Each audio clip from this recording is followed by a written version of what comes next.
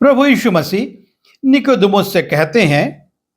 यीशु ने उसको उत्तर दिया कि मैं तुझसे सच सच कहता हूं, यदि कोई नए सिरे से ना जन्मे तो परमेश्वर का राज्य देख नहीं सकता। और परमेश्वर पुत्र यीशु मसीह निकोदेमुस पर इस बात को प्रकट करते हैं कि नए सिरे से जन्म लेना अति आवश्यक है, बहुत जरूरी है।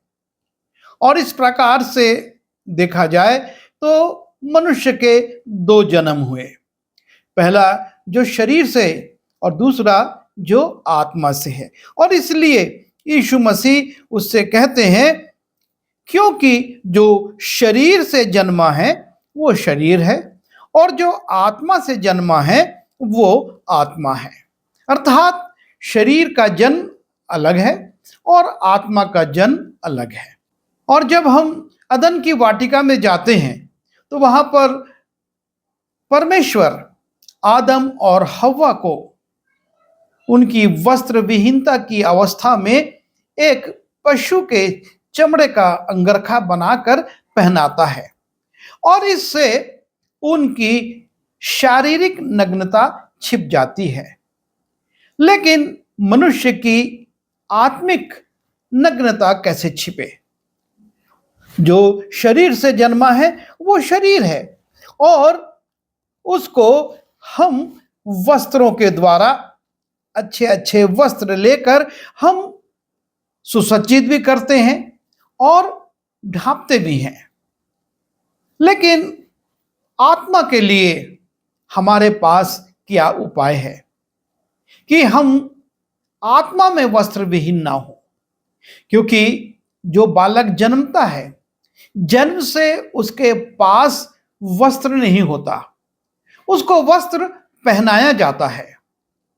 और जब हम आत्मा से जन्मे हैं तो प्रश्न उठता है कि क्या आत्मा से जन्म लेने के बाद हमने वस्त्र पहना है?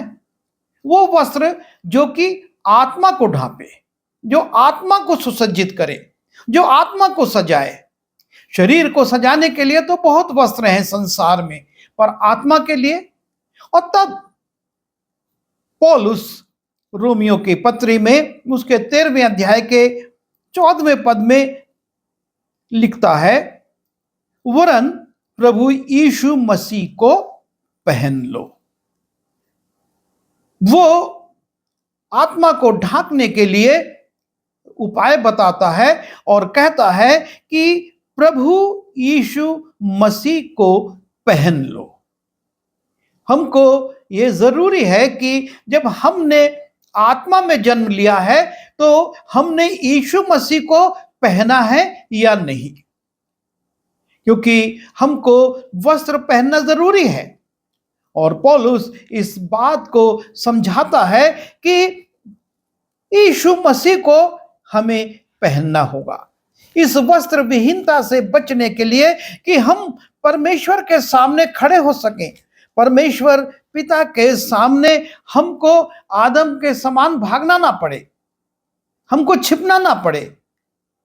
हमको ऐसा वस्त्र चाहिए जिसको पहनकर हम पिता परमेश्वर के सामने खड़े हो सकें, और वो वस्त्र है प्रभु यीशु मसीह। जब हम प्रभु यीशु मसीह को पहन लेते हैं तो हम पिता के सामने खड़े होने की हिम्मत कर सकते हैं। और तब प्रश्न उठता है, हम यीशु मसीह को कैसे पहने? गलाती उसके 3 अध्याय के 27वें पद में पौलुस कहता है, और तुम में से जितनों ने मसीह में बपतिस्मा लिया है उन्होंने मसीह को पहन लिया है। हमने जो यीशु मसीह के नाम से बपतिस्मा लिया है, तो इस बपतिस्मे के द्वारा हमने यीशु मसीह को पहन लिया है। और तब वो कहता है, अब ना कोई यहूदी रहा, ना कोई यूनानी, ना कोई दास, ना स्वतंत्र, ना कोई नर, ना नारी, क्योंकि तुम सब मसीह यीशु में एक हो। यीशु मसीह को पहनने के बाद सारे भेद, सारे विभाजन, सारी जाति उपजाति समाप्त हो जाती है और वो कहता है तुम सब मसीह यीशु में एक हो। परमेश्वर पिता के सामने खड़े होने के लिए जब हम यीशु मसीह को पहन लेते हैं तो हम सब एक हैं, और ये पहनना यीशु मसीह के नाम से बपतिस्मा लेना है। ये वो बपतिस्मा नहीं जो कि हम रीति विधि के अनुसार ले लेते हैं। ये बहुत जरूरी है कि हम उस बपतिस्मे को समझें जिसमें हम यीशु मसीह को पहनते हैं।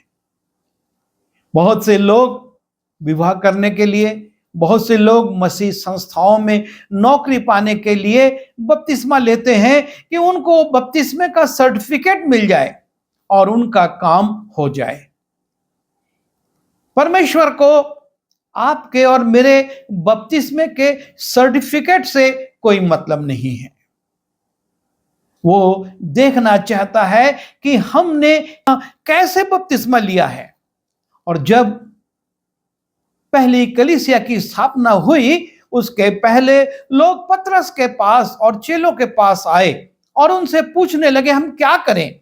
और तब पतरस ने उनसे कहा मन फिराओ और तुम में से हर एक अपने अपने पापों की क्षमा के लिए यीशु मसीह के नाम से बपतिस्मा ले।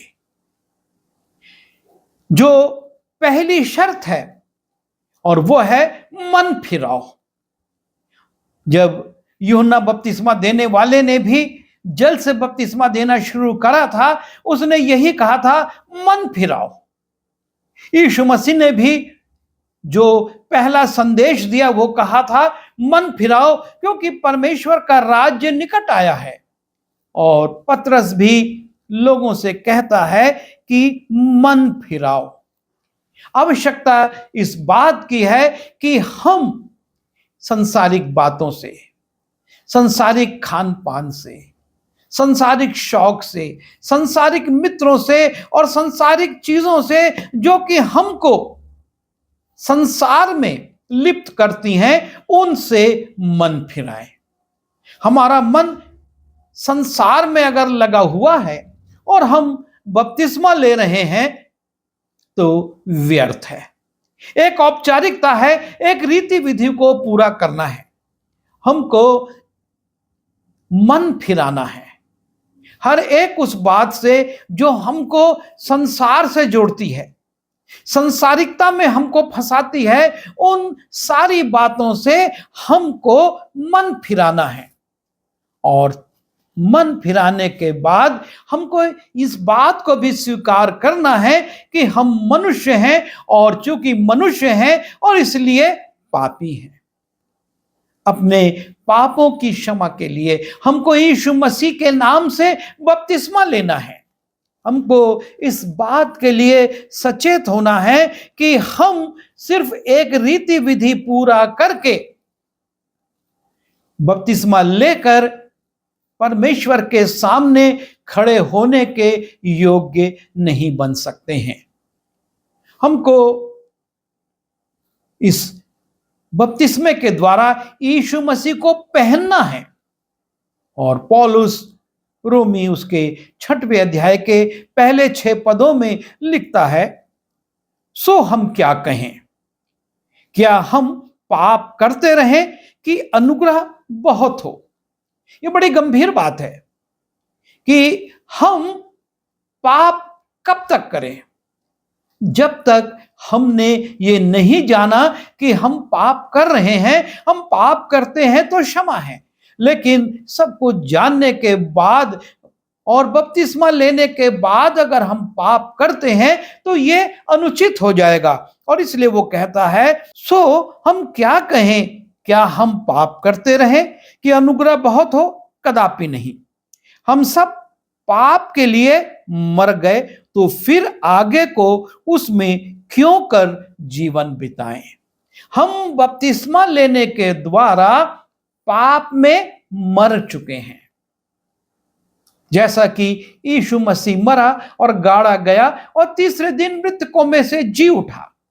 बपतिस्मा जब हम लेते हैं उसी का प्रतीक है कि हम अपनी पाप की अवस्था में मरते हैं और मृत शरीर को गड़ाया जाता है, गाड़ दिया जाता है और हम पानी में अंदर चले जाते हैं।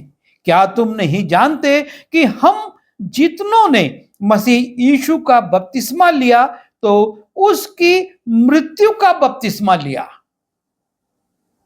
बड़ी स्पष्टता से पौलुस इस बात को समझाता है, बपतिस्मे के भेद को खोलता है कि हमको वैसा बपतिस्मा लेना है जिसमें हम यीशु मसीह को पहन लें।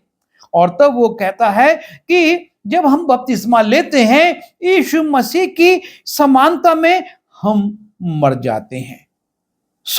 उस मृत्यु का बपतिस्मा पाने से हम उसके साथ गाड़े गए ताकि मसीह पिता की महिमा के द्वारा मरे हुए में से जैसे यीशु जिलाया गया वैसे ही हम भी नए जीवन की सी चाल चलें।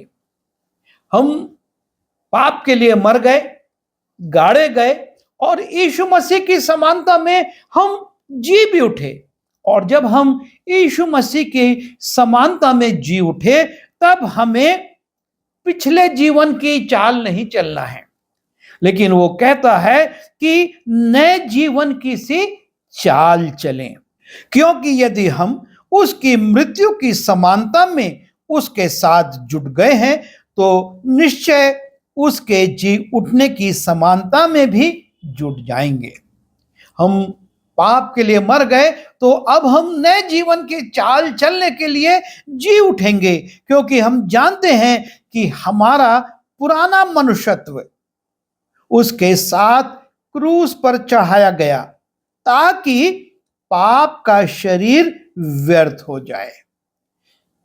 जो शरीर से जन्मा है वो शरीर है और ये शरीर जो पाप करता है उसको व्यर्थ हो जाना है। और इसलिए ताकि हम आगे को पाप के दासत्व में ना रहें और अब हम पाप की दासता में, पाप की अधीनता में नहीं है, क्योंकि हमारा प्रभु यीशु मसीह जी उठा। और जब हम उसको पहन लेते हैं बपतिस्मे के द्वारा हम उसके स्वभाव में, उसके चरित्र में, उसके चाल चलन में जी उठते हैं और अब हमको वैसी ही चाल चलना है। जब हम इफिसी उसके 4 अध्याय के 24वें पद को देखते हैं और वहां पर पौलुस लिखता है, और नए मनुष्यत्व को पहन लो।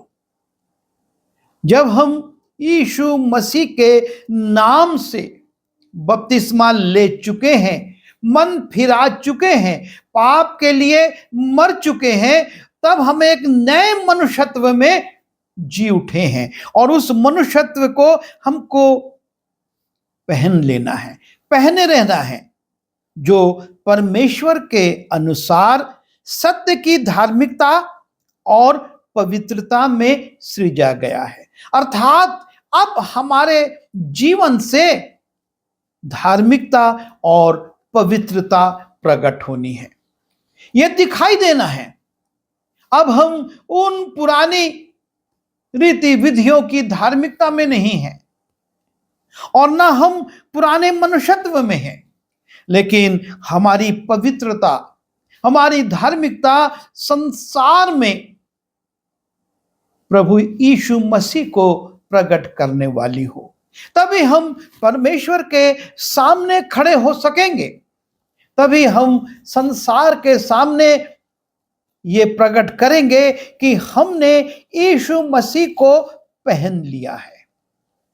और तब एक सावधानी और है, जब हम यीशु मसीह को पहन लिए हैं तो हमको इस वस्त्र की रक्षा करनी है। हमको इस बात के लिए चैतन्य रहना है कि अब कोई हमारे जीवन से यीशु मसीह को चुरा ना ले, क्योंकि वो दुष्ट इस प्रयास में रहता है कि हमने मन फिराया, हमने बपतिस्मा लिया, हमने पापों की क्षमा प्राप्त करी, पर फिर से हम उसी जीवन में चले जाएं, क्योंकि यीशु मसीह सावधान करते हैं। यह संभव है, यह होगा कि हमारा वो वस्त्र अर्थात हमारे जीवन से यीशु मसीह को चुराया जाए, उसका चरित्र, उसका स्वभाव, उसका बोलचाल, उसकी भाषा, उसका जीवन हमारे जीवन से अलग हो जाए। यीशु मसीह प्रकाशित वाक्य 16वें अध्याय के 15वें पद में कहते हैं, देख मैं चोर की नाई आता हूं।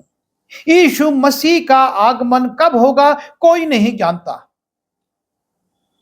यीशु मसीह से जब पूछा गया, यीशु मसीह ने कहा उस तिथि को तो पुत्र भी नहीं जानता और स्वर्गदूत भी नहीं जानते, यह केवल पिता की अधीनता में है, पिता जानता है। और वो कहता है, देख मैं चोर की नाई आता हूं। धन्य वो है जो जागता रहता है और अपने वस्त्र की चौकसी करता है।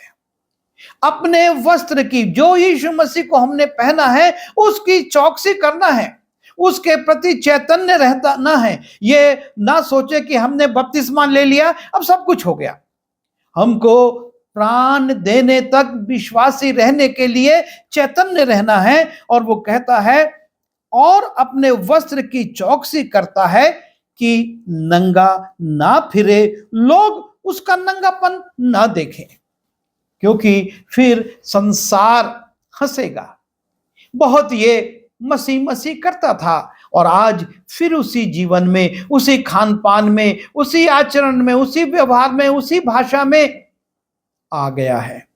हमको इसके लिए सावधान होना है।